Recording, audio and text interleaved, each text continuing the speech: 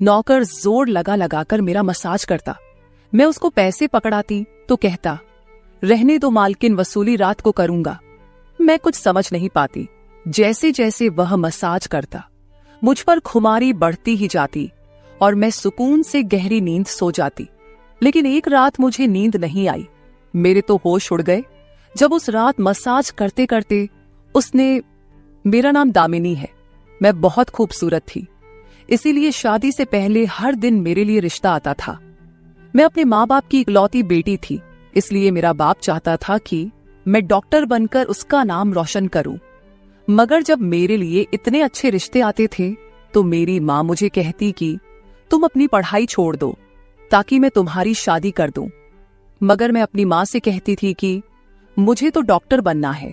मगर यह सुनकर मेरी माँ को गुस्सा आ जाता था और वह कहती थी कि तुम अभी शादी कर लो, ये डॉक्टर की पढ़ाई बाद में कर लेना।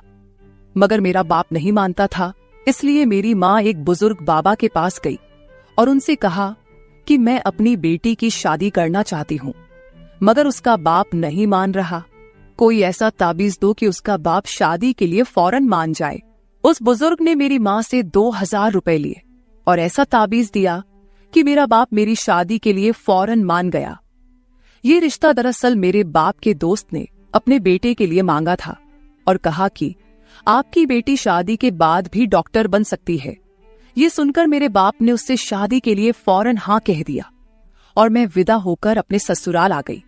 मेरे ससुराल वाले बहुत अमीर थे, इसलिए मैं और मेरे पति अलग घर में रहते थे। मेरा पति अपने बाप का बिजनेस संभालता था, इसलिए वह सुबह से शाम तक बिजी रहता था। मैं उसके घर गई तो वहां का ऐशो आराम देखकर मैं चौंक गई। मेरे पति ने मेरी सेवा के लिए कई नौकरानियां रखी हुई थी, मगर उसका एक नौकर धीरे धीरे मेरे करीब आने लगा। उस नौकर ने मुझसे कहा कि मैं यहाँ काफी सालों से काम कर रहा हूँ और आपके ससुराल वाले मुझे बिल्कुल घर के मेंबर की तरह ही समझते हैं। ये सुनकर मैंने भी उसे खास अहमियत देना शुरू कर दी। वह एक दिन मेरे कमरे में आ गया। मैं अभी तक बिस्तर में लेटी हुई थी। उसने मुझे थका थका देखा तो कहने लगा कि आप लेटे रहो, थक गई होगी। अगर आपको ऐतराज ना हो तो मैं आपके पैर दबा दूं। यह सुनकर मैं चौंक गई। मैं खूबसूरत थी, जवान थी, लेकिन मुझे मेरे पति के अलावा किसी मर्द ने नहीं छुआ था और ना ही मैंने किसी नौकर से कभी अपने पैर दबवाए थे। इसलिए मैंने फौरन मना कर दिया, क्योंकि मुझे अच्छा नहीं लगता कि कोई पराया मुझे छुए। यह सुनकर वह चुप हो गया और मेरे कमरे से चला गया। तभी मुझे एहसास हुआ कि मैंने उसकी बात का जवाब बहुत सख्ती से दिया था। शायद वह पहले भी मेरे ससुराल में ऐसे काम करता होगा, मगर मैंने साफ इनकार करके उसका दिल तोड़ दिया था। दरअसल मैं बहुत नरम दिल थी, इसलिए मुझे बाद में अफसोस होने लगा। मैं उसके बारे में सोचने लगी कि यह नौकर तो काफी जवान और खूबसूरत है, मुझे इससे पैर नहीं दबवाना चाहिए था। शायद मेरे पति को यह बात अच्छी ना लगे। अगले दिन भी ऐसा हुआ। नौकर ने यही बात मुझे दोबारा कहा। मैं उस दिन बहुत थकी हुई थी, इसलिए मैंने अपने पैर बिस्तर से नीचे कर लिए और उससे कहा कि तुम मेरे पैर दबा दो। यह सुनकर वह खुश हो गया और उसने मेरे पैर दबाने शुरू कर दिए।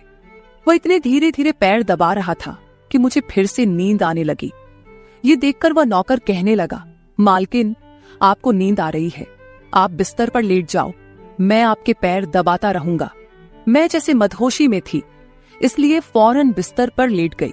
वह नौकर बिस्तर पर आ गया और मेरे पैर दबाने लगा। उसके बाद मुझे होश नहीं रहा और मैं सो गई। मुझे नहीं पता था कि मैं कितने घंटे सोती रही। मेरी आंख खुली तो मैंने देखा कि वह नौकर अभी तक मेरे पैर दबा रहा था। ये देखकर मुझे उस पर तरस आ गया और मैंने हाथ बढ़ाकर अपना पर्स खोली और कुछ नोट निकाले और उस नौकर के हाथ में रख दिए। ये देखकर वह शर्माने लगा। मालकिन, आप मुझे पैसे देकर शर्मिंदा कर रही है। मेरी सैलरी अच्छी है, मुझे इन पैसों की जरूरत नहीं है। ये सुनकर मैंने उससे कहा कि यह पैसे तुम्हारी मेहनत के हैं। ये सुनकर उस नौकर ने मुझसे वह पैसे लिए और मेरे कमरे से निकल गया। मेरा पति रात को देर से आता था, इसलिए मैंने शाम को फिर उस नौकर को अपने कमरे में बुलाया और उससे कहा कि तुम्हारी मालिश से मुझे बहुत अच्छी नींद आती है, इसलिए जब तक मेरा पति घर नहीं आ जाता तब तक तुम मेरे कमरे में ही रहना। शायद नौकर को पैसे का लालच आ गया था, इसलिए वह मेरी बात सुनकर खुश हो गया और कहने लगा, मैं तो आपका मामूली सा नौकर हूं, जैसा आप कहोगे मैं वैसा ही करूंगा। आपके पैर दबाता रहूंगा ताकि आपकी थकान उतर जाए और आपको सुकून मिले। ये सुनकर मैंने उससे कहा कि तुम्हारे हाथों में जादू है, इसलिए तो मेरी सारी थकावट उतर जाती है। एक दिन नौकर ने मुझसे कहा कि आपकी सास भी कभी कभी मुझसे मसाज करवा लेती थी। ये सुनकर मैं चौंक गई। मुझे मेरी सास ऐसी नहीं लगती थी, मगर वह नौकर झूठ बोलने वाला नहीं लगता था। मुझे ससुराल आए 1 महीना होने वाला था, इसलिए मैंने नौकरों को परख लिया था। वह मुझे हर बात सच ही कहता था। मेरे घर में नौकरानियां भी काम करती थी, मगर वह झूठी और बेईमान थी। वह मुझसे जो बात सुन लेती थी उसे पूरे मोहल्ले में मशहूर कर देती थी, इसलिए मैं उन्हें अपने कमरे में नहीं आने देती। ये नौकर इस घर का पुराना नौकर था, इसलिए मैं उस पर भरोसा करती थी। नौकर भी मेरे कमरे में आता था, मगर अपनी नजरें झुकाकर रखता था। वह मेरे जिस्म को हाथ लगाता, मगर उसकी नीयत खराब न थी। ऐसा हर रात होता था। एक दिन मैंने अपने पति से कहा कि जब से हमारी शादी हुई है हम कहीं घूमने फिरने नहीं गए। यह सुनकर मेरे पति ने कहा कि जब से हमारी शादी हुई है तुम भी तो हर वक्त नींद में रहती हो। मैं रात को घर आता हूं तो तुम गहरी नींद में होती हो। दिन को मेरे पास वक्त नहीं होता और रात को मेरे घर आने से पहले तुम सो जाती हो। यह सुनकर मैं अपने दिल में सोचने लगी कि यह सब नौकर की मालिश की वजह से हो रहा था। मेरे पति की शिकायत सही थी। मुझे रोज रात को अपने पति के लिए जागना चाहिए था। उस दिन मैंने फैसला किया कि आज रात जब नौकर मुझे मालिश के लिए कहेगा तो मैं इनकार करूंगी, ताकि मुझे नींद ना आए और मैं अपने पति के आने तक जागती रहूं। शाम हुई तो मैंने नहाकर खुद को खूब तैयार किया और दुल्हन बनकर बिस्तर पर बैठ गई। नौकर मेरे कमरे में आया तो उसने मुझे मालिश के लिए पूछा, मगर मैंने साफ इनकार कर दिया। मेरी बात सुनकर वह कुछ उदास हो गया और वापस चला गया। कुछ देर बाद नौकर मेरे कमरे में आया तो उसके हाथ में दूध का गिलास था। मैंने खाना नहीं खाया था, इसलिए फौरन दूध पी ली और अपने पति का इंतजार करने लगी, मगर मुझे नींद आ गई और मैं सो गई। सुबह में जागी तो नौकर फौरन मेरे कमरे में आया और कहने लगा, मालकिन आपके लिए नाश्ता लेकर आऊं। ये सुनकर मैंने अपने पति के बिस्तर की तरफ देखा, वह खाली था।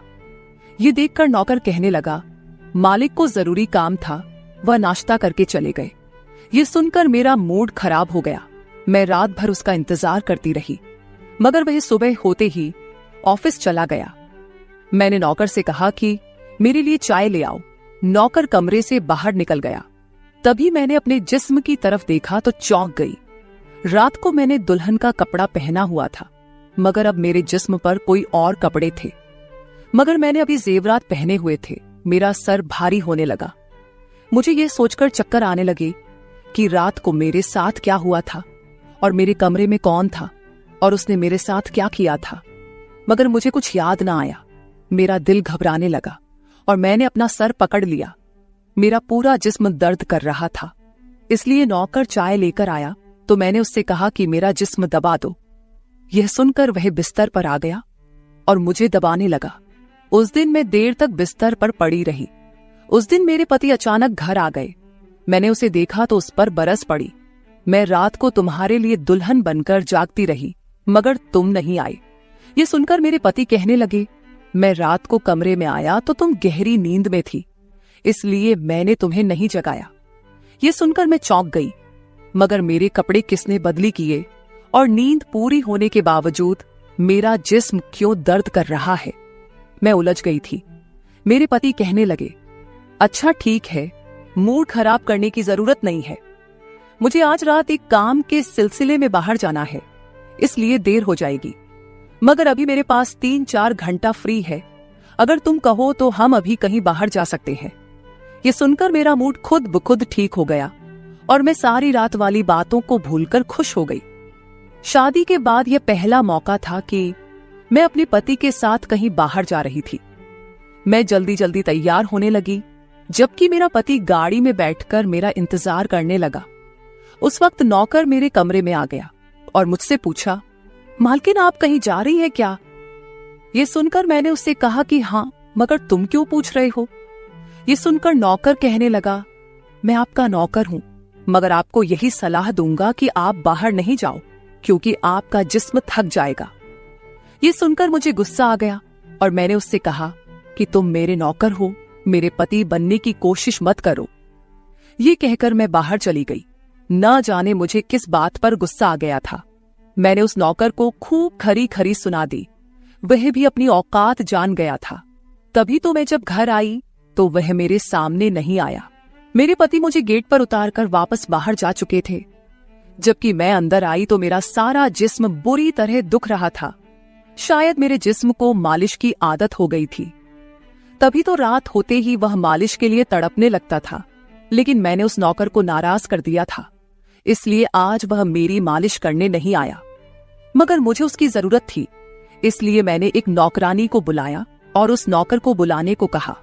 थोड़ी देर गुजरी थी कि वह नौकर मेरे कमरे में आ गया, मेरे बिस्तर पर बैठ गया और चुपचाप मेरे पैरों को दबाने लगा। यह देखकर मुझे शर्मिंदगी हुई।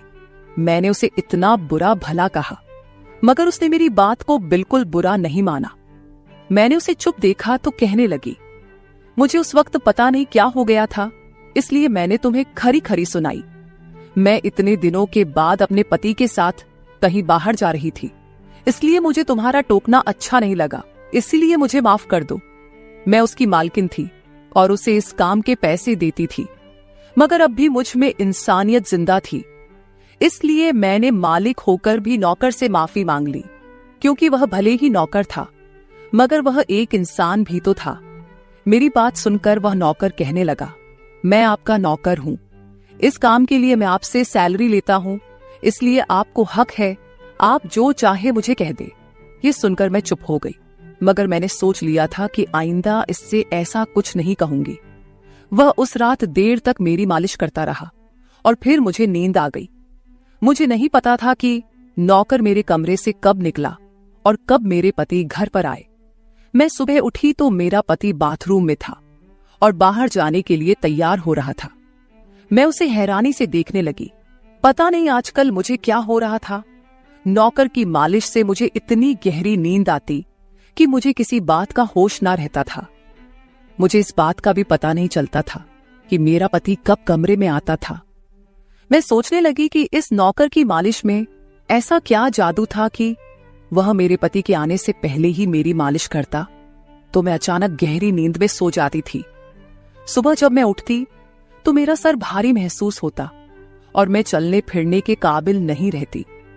मगर यह बात मैंने अपने पति को नहीं बताई, क्योंकि मैं नहीं चाहती थी कि ये बात मेरे पति को पता चले कि मैं उस नौकर से मसाज करवाती थी। एक दिन मेरा पति दिन के वक्त घर पर ही रहा। मैंने नौकर से घर के सारे काम करवाए, अपने कमरे में नहीं आने दिया। नौकर भी घर के सारे काम करता रहा और मसाज वाली बात किसी के सामने अपने मुंह से नहीं निकाली। मैं भी चाहती थी कि यह बात किसी को पता ना चले। इस दौरान जब मेरा पति घर से बाहर जाता था, मैं उस नौकर को कमरे में बुला लेती थी। मगर एक दिन मेरा पति अचानक ही घर आ गया और मैं कमरे में थी। यह देखकर मैं बहुत घबरा गई और सोचा कि पति के आने से पहले नौकर को भगा दूं। मगर यह नौकर भी बड़ा समझदार था। मेरे पति के आने से पहले दूसरे काम पर लग गया और मेरे पति को कुछ पता नहीं चला। मैं मसाज घर की नौकरानियों से भी करवा सकती थी, मगर उस नौकर के हाथ में क्या जादू था कि मैं उसे हर रोज अपने कमरे में बुला लेती थी। मुझे पता नहीं क्या हो जा रहा था।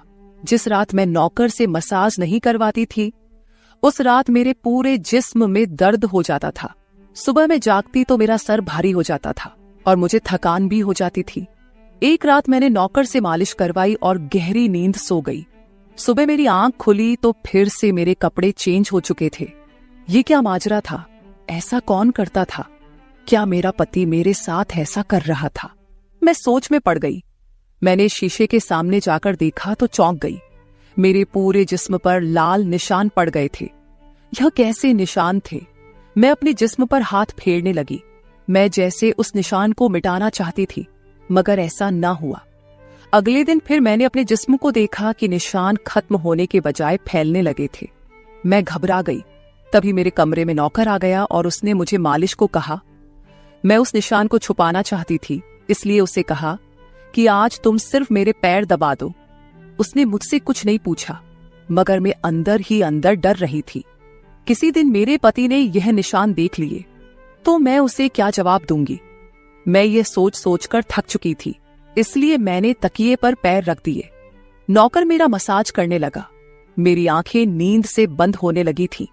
तभी मुझे नौकर ने ऐसी बात कह दी जिसे सुनकर मेरे होश उड़ गए। उसने मुझसे कहा, मालकिन आप मुझे बहुत अच्छी लगती हो। मेरी आंखें बहुत बोझल होने लगी थी। मुझे उसकी बात समझ नहीं आई और फिर मैं गहरी नींद सो गई। सुबह मेरी आंख खुली तो मेरा पति भी बिस्तर में लेटा हुआ था। मेरा सर भारी हो रहा था और जिस्म दर्द से छूट रहा था, मगर उसके बावजूद मैं अपने पति के करीब गई और उसे धीरे से उस निशान के बारे में बता दिया। मैंने सोचा कि यह निशान बढ़ रहे थे, इसलिए मुझे यह बात अपने पति को बता देनी चाहिए। यह सुनकर मेरे पति ने मेरे जिस्म से कपड़ा हटाया तो वह उछल पड़ा। वह मुझसे दूर हो गया और कहने लगा, तुमने मुझे धोखा दिया है, बेवफाई की है और तुम्हें उसी की सजा मिली है। यह कोई बीमारी नहीं है, बल्कि तुम्हारा गुनाह है। मुझ में क्या कमी थी जो तुमने दूसरा मर्द तलाश कर लिया। मैं काम में बिजी था, मर तो नहीं गया था कि तुमने एक और चक्कर चला लिया। यह सुनकर मैं हक्का बक्का रह गई। मैंने उससे कहा कि यह आप कैसी बातें कर रहे हैं, मैं बेकसूर हूं।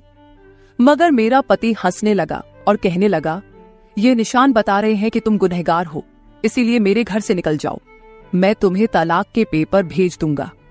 उसने मुझे धक्के मार मार कर घर से निकाल दिया। मैं रोते हुए अपने माँ बाप के घर आ गई और उन्हें अपनी बेगुनाही का यकीन दिलाया। वह मेरे अपने थे, इसलिए उन्होंने यकीन कर लिया। उन्होंने कहा कि वह मेरे पति से बात करने जाएंगे, मगर उनके जाने से पहले ही तलाक के कागज आ गए और मेरी हंसती मुस्कुराती दुनिया उजड़ गई। मैं इसका जिम्मेदार किसको ठहराती? कोई भी तो नहीं था। मैं कई दिनों तक रोती रही। मुझे ऐसा लगने लगा था जैसे मैं मरने वाली थी। एक दिन मेरी माँ मेरे कमरे में आई और कहने लगी कि तुमसे कोई मिलने आया है। मैं भागकर गई कि शायद मेरे पति आए हो, उसे मेरी बेगुनाही का एहसास हो गया हो। मगर वहां मेरा पति नहीं था, बल्कि वही नौकर था जो उसके घर काम करता था। मैंने उसे आने का कारण पूछा तो वह कहने लगा, मैं आपके उन निशानों के बारे में जानता हूं। यह सुनकर मैं चौंक गई। मैंने उसको कसकर पकड़ा और उसकी शर्ट का बटन एक झटके से खोल दिया। मुझे अब समझ आया कि मेरे पति ने मुझ पर इतने गंदे इल्जाम क्यों लगाए थे। ये कहकर मैंने नौकर के सीने पर मुक्के मारने शुरू कर दिए। मैंने कहा, ये निशान मेरे जिस्म पर कैसे आए? तुमने मसाज के बहाने मेरे साथ क्या क्या किया था? मुझे सच सच बताओ।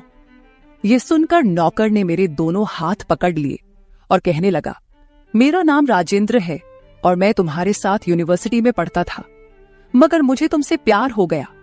मैं भी डॉक्टर बनना चाहता था और मैंने सोचा था कि जब हम दोनों डॉक्टर बन जाएंगे तो मैं तुम्हारे बाप से तुम्हारा हाथ मांग लूंगा।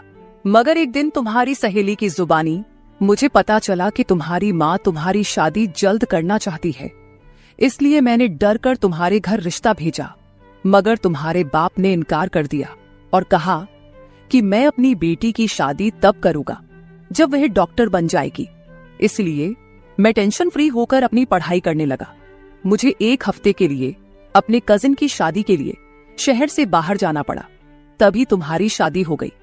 वह यह सब मुझसे कह रहा था और मैं चुपचाप उसे देख रही थी। जब मैं वापस आया तो मेरी मोहब्बत किसी और की दुल्हन बन चुकी थी। मैं तुम्हारे प्यार और दीवानगी में तुम्हारे ही घर का नौकर बन गया ताकि मैं तुम्हारे करीब रह सकूं। मैं तुम्हारे करीब आना चाहता था, इसलिए मसाज के बहाने तुम्हारे कमरे में आ जाता था और रात को तुम्हारे दूध में बेहोशी की दवा मिला देता था ताकि तुम सोती रहो और तुम्हारा पति तुम्हारे करीब ना आ सके, क्योंकि तुम मेरी थी। मैं तुम्हें किसी और के करीब नहीं देख सकता था।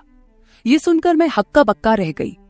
क्या तुमने मेरे साथ कभी कुछ गलत किया?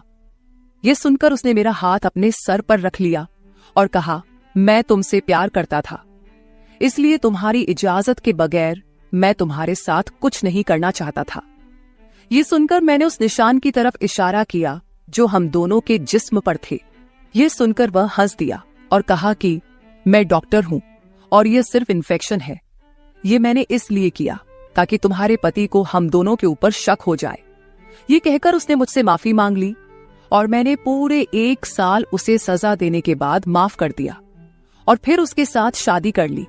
तो मेरे प्यारे दोस्तों, ये थी हमारी आज की छोटी सी कहानी। आपको ये कहानी कैसी लगी कमेंट करके जरूर बताएं।